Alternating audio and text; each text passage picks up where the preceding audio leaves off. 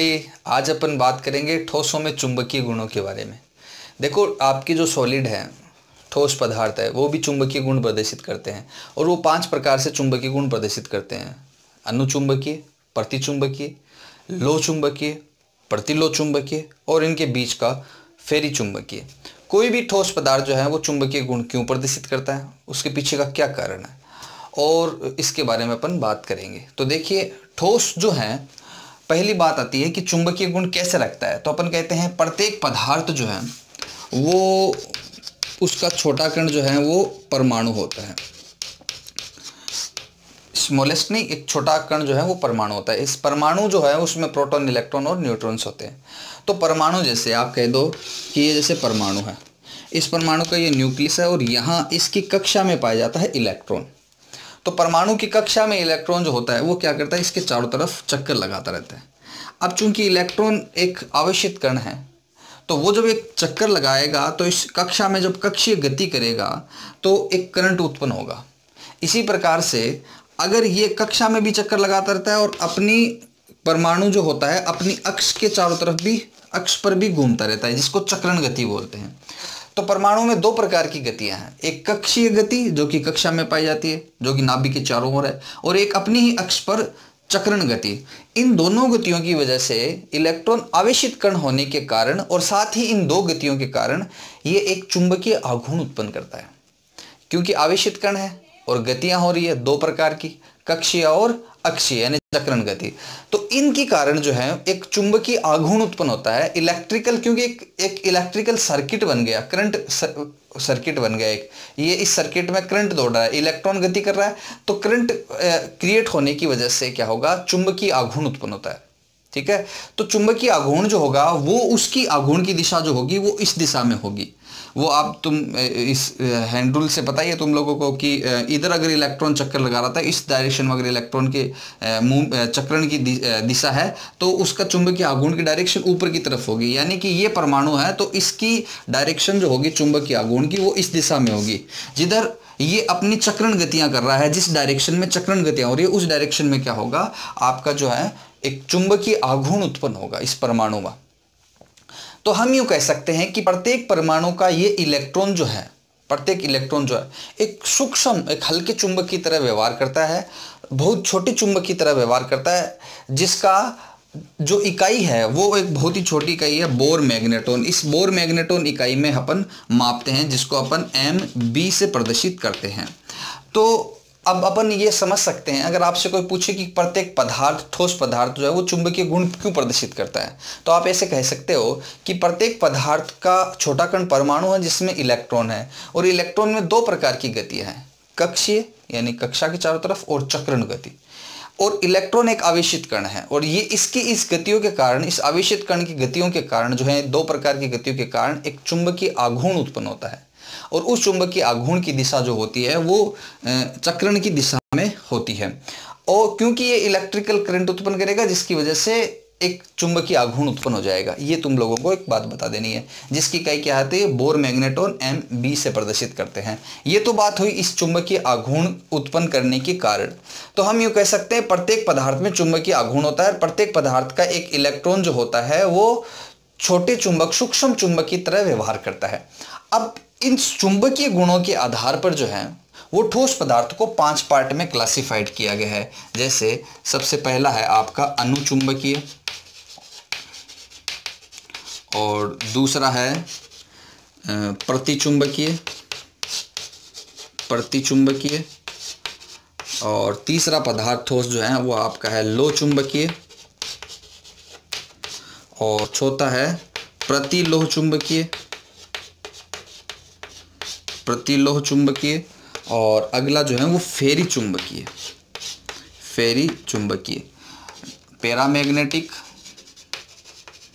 Paramagnetic substance. Paramagnetic पदार्थ किसको बोलते हैं, इसके बारे में अपन बात करते हैं। सबसे पहले अनुचुंबकीय। देखो, किसी भी परमाणु में जब इस इलेक्ट्रॉन की इन 2 प्रकार की गतियों से जो चुंबकीय आघूर्ण उत्पन्न होगा वो बहुत ही छोटा होगा, और किसी भी पदार्थ में इस छोटे चुंबकीय आघूर्ण को अपन ने बोर मैग्नेटॉन इकाई में मापा है, तो हम ये कहेंगे कि इसकी पहचान क्या है, तो अपन कहेंगे वे पदार्थ जिनमें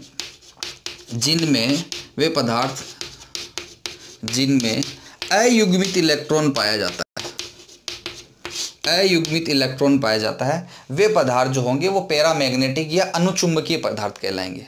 क्लियर। अब होगा क्या कि ऐसे पदार्थ को, मान लीजिए आपके पास में एक पैरामैग्नेटिक यानी अनुचुंबकीय पदार्थ है जिसके अंदर क्या पाया जाता है, अयुग्मित इलेक्ट्रॉन पाया जाता है। इसको अगर आप बाह्य चुंबकीय क्षेत्र में रख दोगे, N और S, ये बाह्य दो चुंबकीय क्षेत्र के पोल हैं N और S, इसके बीच में अगर आप रख दोगे तो आपको पता है N से चुंबकीय बल रेखाएं निकलती है और S में चली जाती है, N से निकलती है और S में चली जाती है। तो क्या होगा कि जैसे इस पदार्थ को, यानी जिसमें अयुग्मित इलेक्ट्रॉन पाए जाते हैं, ऐसे पदार्थ को अगर आप इस बाह्य चुंबकीय क्षेत्र में रख दोगे तो ये इन चुंबकीय क्षेत्र को अपनी तरफ आकर्षित करेंगी। ये जो बल रेखाएं निकल रही है, चुंबकीय बल रेखाएं, इनको अपनी तरफ आकर्षित करेगी हल्के से। तो अपन कहेंगे ऐसे पदार्थ को जिसमें अयुग्मित इलेक्ट्रॉन पाए जाते हैं, उनको अगर बाह्य चुंबकीय क्षेत्र में रख दिया जाए तो ये क्या करेंगे, बाह्य चुंबकीय क्षेत्र को दुर्बल रूप से, प्रबल रूप से नहीं, थोड़ा दुर्बल रूप से इसको अपनी तरफ आकर्षित करेंगे। ऐसे पदार्थ को हम बोलते हैं अनुचुंबकीय पदार्थ।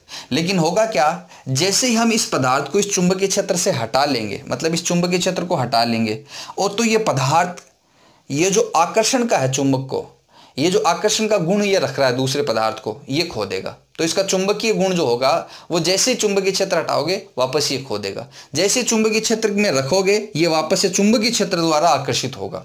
क्लियर है। ऐसे पदार्थों की अगर अपन बात करें तो अपन कहेंगे वे सब पदार्थ जिसमें अयुग्मित इलेक्ट्रॉन पाए जाएंगे वो अनुचुंबकीय होंगे। जैसे इसका एग्जाम्पल आप पढ़ सकते हो, Cu+2 है, O2 है, Fe+3 है, TiO है, Ti2O3 है और CuO है और V वैनेडियम डाइऑक्साइड ये है। ये पदार्थ ऐसे हैं, आप इनमें इनका इलेक्ट्रॉनिक कॉन्फ़िगरेशन लिख के देख सकते हो। इसका एमओ डायग्राम, अणुकक्षक डायग्राम बना करके देख सकते हो। इसमें अयुग्मित इलेक्ट्रॉन है, इसमें भी अयुग्मित इलेक्ट्रॉन है। इन सब पदार्थ में जो है वो अयुग्मित इलेक्ट्रॉन है। तो जिनमें अयुग्मित इलेक्ट्रॉन पाए जाते हैं वे पदार्थ अनुचुंबकीय कहलाते हैं। ऐसे पदार्थ को बाह्य चुंबकीय क्षेत्र में रखने पर ये बाह्य चुंबकीय क्षेत्र से दुर्बल रूप से आकर्षित होते हैं और जैसे ही चुंबकीय क्षेत्र हटा लेते हैं ये अपना चुंबकत्व का गुण जो होगा वो खो देंगे। क्लियर है, ये बात अपन इसमें करते हैं। अब इसके बाद में नंबर 2 आता है प्रतिचुंबकीय। प्रतिचुंबकीय कौन से पदार्थ होते हैं? तो पहली बात है इनकी पहचान का तरीका है कि ये वे पदार्थ होते हैं जिनमें युग्मित इलेक्ट्रॉन पाए जाते हैं। सभी इलेक्ट्रॉन जो होंगे वो युग्मित होंगे। अच्छा, युग्मित होने का कारण क्या है? जैसे युग्मित होंगे तो क्या होगा कि हमें पता है एक कक्षक में 2 इलेक्ट्रॉन मैक्सिमम रह सकते हैं। इस इलेक्ट्रॉन का चक्रण इस दिशा में है और इस इलेक्ट्रॉन का चक्रण इसके विपरीत दिशा में है। एक का क्लॉकवाइज और दूसरे का क्या चक्रण है, एंटी क्लॉकवाइज होता है। तो अपने को पता है कि चुंबकीय आघूर्ण एक सदिश राशि है। सदिश राशि में क्या होता है कि जब दिशा विपरीत हो जाती है तो एक दूसरे की वैल्यू को वो कैंसिल आउट कर देते हैं, समाप्त कर देते हैं। तो इस इलेक्ट्रॉन के कारण जो चुंबकीय आघूर्ण होगा वो इसके विपरीत चक्रण करने वाले इलेक्ट्रॉन के चुंबकीय आघूर्ण को खत्म कर देगा। इस वजह से क्या होगा कि ऐसे पदार्थ जिनमें युग्मित इलेक्ट्रॉन पाए जाते हैं उनके चुंबकीय आघूर्ण एक दूसरे के इलेक्ट्रॉन के द्वारा क्या हो जाते हैं, कैंसिल आउट हो जाते हैं युग्मित होने के कारण। जैसे ऐसे पदार्थ को अगर बाह्य चुंबकीय क्षेत्र में रखोगे, मतलब अगर आप यहाँ रख दोगे तो क्या होगी, ये जो चुंबकीय बल रेखाएं आपकी यहाँ पे इससे आकर्षित हो रही है, ये क्या करेगी, थोड़ी थोड़ी इससे दुर्बल रूप से दूर होने लगेगी, यानी इससे क्या हो जाएगी, प्रतिकर्षित हो जाएगी। ऐसे पदार्थ को यानी कि प्रतिचुंबकीय पदार्थ को प्रतिचुंबकीय यानी पदार्थ को बाह्य चुंबकीय क्षेत्र में रखोगे तो ये इन चुंबकीय क्षेत्र को क्या करेगा, प्रतिकर्षित करेगा। या यूं कह दो कि जैसे ये चुंबक है और इसको अगर आप पदार्थ को पास में ले जाओगे तो ये क्या करेगा, ये एक दूसरे को प्रतिकर्षित करने लगेंगे, मतलब दूर दूर होने लगेंगे ऐसे एक दूसरे को। जैसे आप यूँ मान लो कि अगर आप लकड़ी को ले जाओगे, एक जो टूथपिक की जो होती है उसको अगर अपन चुंबक के पास में ले जाएंगे तो वो भी क्या होगी, धीरे धीरे इससे दूर होने लगेगी, इसकी तरफ आकर्षित नहीं होगी, है ना। जबकि अनुचुंबकीय पदार्थ जो थे ना उसको चुंबक के पास में ले जाते हैं तो वो थोड़े आकर्षित करती है एक दूसरे को हल्के रूप से, और ये क्या करेगी, हल्के से रूप से उसको प्रतिकर्षित करेगी ऐसे पदार्थ जो होंगे। क्यों? क्योंकि इसमें क्या होगा कि एक परसिस्टेंट करंट उत्पन्न होता है अंदर। यानी एक ऐसा करंट जो क्या करेगा, इस चुंबकीय बल रेखाओं को प्रतिकर्षित करेगा और उसकी जो डायरेक्शन होगी वो इस बाह्य चुंबकीय क्षेत्र के विपरीत दिशा में होती है। उस वजह से क्या करता है, ये एक दूसरे को प्रतिकर्षित करते हैं, है ना। तो अपन कहेंगे कि वे पदार्थ जिनमें युग्मित इलेक्ट्रॉन पाए जाते हैं, तो युग्मित इलेक्ट्रॉन में क्या होता है, एक कक्षक में पाए जाने वाले दोनों इलेक्ट्रॉन का चक्रण जो होगा वो विपरीत होने के कारण क्या होगा, एक दूसरे के द्वारा जो चुंबकीय क्षेत्र उत्पन्न होता है, वो चुंबकीय आघूर्ण उत्पन्न होता है, वो एक दूसरे को कैंसिल आउट कर देता है, जिसकी वजह से ये इनका चुंबकीय गुण नहीं होता है। और इनको अगर बाह्य चुंबकीय क्षेत्र में रखेंगे तो इनके अंदर एक परसिस्टेंट करंट उत्पन्न होता है जो क्या करेगा, इस बाह्य चुंबकीय क्षेत्र को प्रतिकर्षित करेगा। क्लियर है। जैसे अपन कहेंगे ऐसे कौन कौन से सबस्टांस होंगे, पदार्थ होंगे, जैसे NaCl हुआ, H2O हुआ, C6H6 हुआ और N2 गैस हुई। ये नाइट्रोजन सॉलिड स्टेट में है, अपन ठोस पढ़ रहे हैं, तो वो भी एक प्रकार से प्रतिचुंबकीय पदार्थ होगा। इस प्रकार से हम कह सकते हैं कि ये प्रतिचुंबकीय का गुण हो गया। अब नंबर 3 आता है लो चुंबकीय। देखो, लो चुंबकीय जो है उसमें चुंबकों का गुण एक प्रकार से अनुचुंबकीय गुणों का विस्तारित रूप है। अनुचुंबकीय गुणों का ही विस्तार रूप ले रखा है लो चुंबकीय पदार्थ ने। लो चुंबकीय पदार्थ में तो क्या हुआ, अनुचुंबकीय पदार्थ में क्या होगा कि इसको इसमें रखने पर, बाह्य चुंबकीय क्षेत्र में रखने पर, यह क्या कर रहा था, इसको दुर्बल रूप से आकर्षित कर रहा था। लेकिन जैसे लो चुंबकीय पदार्थ को अगर अपन यहां रखेंगे तो ये क्या करेगा, चुंबकीय बल रेखाओं को प्रबल रूप से अपनी तरफ आकर्षित करेगा, यानी बाह्य चुंबकीय क्षेत्र से प्रबल रूप से आकर्षित करेगा। जैसे पदार्थ को ले जाओगे चुंबकीय पास में आकर्षित हो जाएगा, प्रबल रूप से आकर्षित हो जाएगा। तो इसका मतलब ये हुआ कि अनुचुंबकीय गुणों का विस्तार रूप है एक प्रकार से। और ये मुख्य गुण जो होता है वो लोहे में पाया जाता है, Fe में पाया जाता है। Fe के अलावा आप ये कह सकते हो कोबाल्ट में, निकल में, गोल्डोलिनियम में, और इसके अलावा जो है आप अनेक कई पदार्थ है, क्रोमियम ऑक्साइड में, CrO में, इनमें जो है ये गुण पाया जाता है।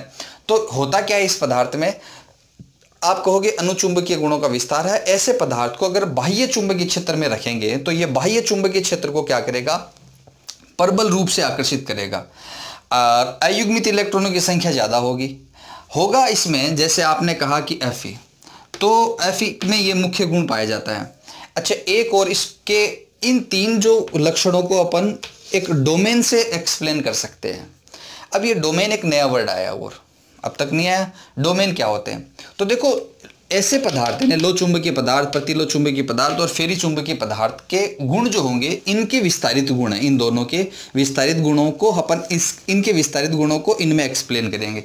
तो इनके विस्तारित गुणों को एक्सप्लेन करने के लिए अपन एक डोमेन शब्द को यूज में लेते हैं। डोमेन क्या होते हैं, तो अपन कहेंगे जैसे लोहा है, लोहे के आयंस, कई सारे आयंस मिलकर के एक चुंबकीय गुणों को प्रदर्शित करते हैं, जिनको अपन डोमेन कहते हैं। कैसे, जैसे अपन कहेंगे कि आप कहोगे Fe परमाणु जो है उसके आयंस, कई सारे आयन मिलकर के एक खंड बना लेंगे, एक समूह बना लेंगे, और उन समूह के द्वारा चुंबकीय गुणों को प्रदर्शित किया जाएगा, जिसको अपन डोमेन कहते हैं। उसको इस प्रकार से एरो से रिप्रेजेंट करेंगे। अब होगा क्या, आपके पास में मान लीजिए एक पदार्थ है, इस पदार्थ में कई चुंबकीय आघूर्ण प्रदर्शित करने वाले कई आयन हैं। उन आयनों का यह चुंबकीय आघूर्ण जो है वो एक रेंडमली यहाँ से इस तरह से व्यवस्थित हो रखा है, ऐसे व्यवस्थित हो रखा है। अब होगा क्या कि जैसे इस पदार्थ को आप क्या करोगे, बाहरी चुंबकीय क्षेत्र में रखोगे, जैसे ही बाहरी चुंबकीय क्षेत्र में रखोगे तो ये जो इनके आयनों का समूह है, जिसको अपन ने डोमेन कहा है, और उस प्रत्येक डोमेन की चुंबकीय आघूर्ण जो होगा वो अनुचुंबकीय गुणों का विस्तारित होगा। और उसकी ये दिशा है, इसकी थोड़ी अलग है, इसकी थोड़ी अलग डायरेक्शन है, इसकी अलग डायरेक्शन है और इसकी अलग डायरेक्शन है। जैसे ही हम इनको बाह्य चुंबकीय क्षेत्र में रखते हैं तो ये डोमेन्स क्या होंगे, ये जो आयनों के खंड है ये सारे के सारे व्यवस्थित हो जाएंगे। और व्यवस्थित इस प्रकार से हो जाएंगे कि इनकी डायरेक्शन जो होगी वो एक ही दिशा में हो जाएगी। अभी जैसे रेंडमली है, अब क्या होंगे, जैसे ही बाह्य चुंबकीय क्षेत्र में रखोगे सारे डोमेन क्या होंगे, एक ही दिशा में संरेखित हो जाएंगे, व्यवस्थित हो जाएंगे। इस वजह से क्या होगा, इनमें एक परमानेंट चुंबकीय आघूर्ण आ जाएगा। परमानेंट इनमें चुंबकीय स्थायी चुंबकत्व का गुण उत्पन्न हो जाएगा। अब अगर तुम बाहरी चुंबकीय क्षेत्र हटा भी लोगे तो भी इनमें चुंबकीय आघूर्ण बना रहेगा। इसका आप बेहतरीन एग्जांपल यूं समझ सकते हैं, लोहे की कील ले लो आप और उसको क्या करो, किसी चुंबक से काफी देर तक ऐसे रगड़ो या फिर कई दिनों तक उसको उस चुंबक से चिपकाए रखो। आप क्या देखोगे, लोहे के जो अव्यवस्थित डोमेन है ये सारे व्यवस्थित हो जाएंगे और व्यवस्थित होकर के उसमें भी एक चुंबकीय गुण आ जाएगा। फिर वो लोहे की कील दूसरे लोहे की वस्तुओं को अपनी तरफ आकर्षित करने का गुण रख लेंगे, जैसा कि चुंबक में होता है आकर्षण का गुण। भाई चुंबकीय तो क्या करता है, दूसरे पदार्थ को, लोहे को, इनको आकर्षित करता है। तो फिर बाद में क्या होगा कि लंबे समय तक उस कील को अगर आप चुंबक के साथ में रखोगे तो उनके डोमेन क्या होंगे, उनके आयनों के खंड क्या होंगे, ऐसे व्यवस्थित हो जाएंगे और व्यवस्थित होने के कारण उनमें एक चुंबक का गुण आ जाएगा। और चुंबक के गुण आने के कारण क्या होगा कि वो स्थायी चुंबक की तरह व्यवहार करेगा। अब वो भी लोहे की कील किसी दूसरे अन्य लोहे की कील को या अन्य वस्तुओं को आकर्षित करने का गुण उसमें आ जाएगा। तो ये एक स्थायी चुंबकता का गुण उनमें उत्पन्न हो जाता है। ऐसे पदार्थ जो होंगे वो लो चुंबकीय कहलाते हैं। अब अपन यूं कह सकते हैं, जैसे मान लीजिए आपको कहे कि प्रतिलोह चुंबकीय क्या है, तो प्रतिलोह चुंबकीय में क्या होगा, अभी मैंने कहा कि लो चुंबकीय में तो बाह्य चुंबकीय क्षेत्र में रखने पर सारे डोमेन्स एक ही दिशा में संरेखित हो जाते हैं। प्रतिलोह चुंबकीय को आप ऐसा कह सकते हो कि इनमें क्या होगा, एक डोमेन दूसरे डोमेन के गुणों को निरस्त कर देगा क्योंकि वो एक दूसरे के अपोजिट डायरेक्शन में अरेंज्ड होते हैं ऐसे। उस वजह से क्या होगा, देखो इस डोमेन का संरेखण ऊपर की तरफ, इसका नीचे की तरफ, यानी ये चुंबकीय आघूर्ण ऊपर और ये नीचे की तरफ कैंसिल आउट हो गया। फिर ये ऊपर और ये नीचे, ये कैंसिल आउट हो गया। ये ऊपर और ये नीचे, ये कैंसिल आउट हो गया। तो अपन ने कहा था प्रतिचुंबकीय में कि अयुग्मित इलेक्ट्रॉन युग्मित हो जाए, मतलब ऐसे हो जाए, ये युग्मित हो जाए इलेक्ट्रॉन, तो इस इलेक्ट्रॉन का चुंबकीय आघूर्ण इस इलेक्ट्रॉन के चुंबकीय आघूर्ण को निरस्त कर देता है। अब अपन बोल रहे हैं लो चुंबकीय, प्रतिलो चुंबकीय अपन कह रहे हैं इनका विस्तारित रूप है, जिनको हम इलेक्ट्रॉनों से रिप्रेजेंट ना करके डोमेन से प्रदर्शित कर रहे हैं। डोमेन क्या है, ये डोमेन है, ये इलेक्ट्रॉन, ध्यान रखना ये इलेक्ट्रॉन को दिखाया मैंने, यहाँ ये किसके लिए, ये एरोमेन किसके लिए बना है, डोमेन के लिए बना है। ये जो डोमेन है, ये एक डोमेन कई आयनों का एक समूह है, कई आयनों के द्वारा उत्पन्न चुंबकीय आघूर्ण को प्रदर्शित कर रहा है। तो अब बताओ, ये भी एक दूसरे को क्या कर रहे हैं, जैसे प्रतिलोह चुंबकीय में एक इलेक्ट्रॉन दूसरे इलेक्ट्रॉन के चुंबकीय आघूर्ण को निरस्त करता है, वैसे ये डोमेन एक दूसरे के चुंबकीय आघूर्ण को क्या कर रहे हैं, निरस्त कर रहे हैं। अच्छा, ये दुर्बल रूप से प्रतिकर्षित होते हैं, किससे, बाह्य चुंबकीय क्षेत्र से। अब ये क्या होंगे, प्रबल रूप से प्रतिकर्षित होंगे चुंबकीय क्षेत्र से, बाह्य चुंबकीय क्षेत्र से। तो अपन कहेंगे इसमें तो लो चुंबकीय में तो क्या हुआ, सारों का संरेखण एक ही दिशा में हो गया था। इसका क्या हुआ, पैरेलल और एंटी पैरेलल एक दूसरे के विपरीत दिशा में संरेखित होने के कारण सारे चुंबकीय गुण निरस्त हो गए। ऐसे पदार्थ को अगर अपन बाहरी चुंबकीय क्षेत्र में रखेंगे तो ये प्रबल रूप से उसको प्रतिकर्षित करेंगे, चुंबकीय बल रेखाओं को ये प्रतिकर्षित प्रबल रूप से करेंगे प्रतिकर्षित। ऐसे पदार्थ जो होंगे वो आपके कहलाते हैं प्रतिलोह चुंबकीय पदार्थ कहलाते हैं। क्या कहलाते हैं, प्रतिलोह चुंबकीय पदार्थ कहलाते हैं। और प्रतिलोह चुंबकीय पदार्थों में अपन एग्जाम्पल कर सकते हैं, जैसे MnO, मैग्नीज ऑक्साइड कह सकते हैं। क्लियर है। इसी प्रकार से अपन बात करते हैं आगे, नेक्स्ट फेरी चुंबकीय पदार्थ है। वो एक ऐसे पदार्थ है जिसका चुंबकीय आघूर्ण अनुचुंबकीय से तो ज्यादा है, लेकिन लो चुंबकीय से गुण है कम है।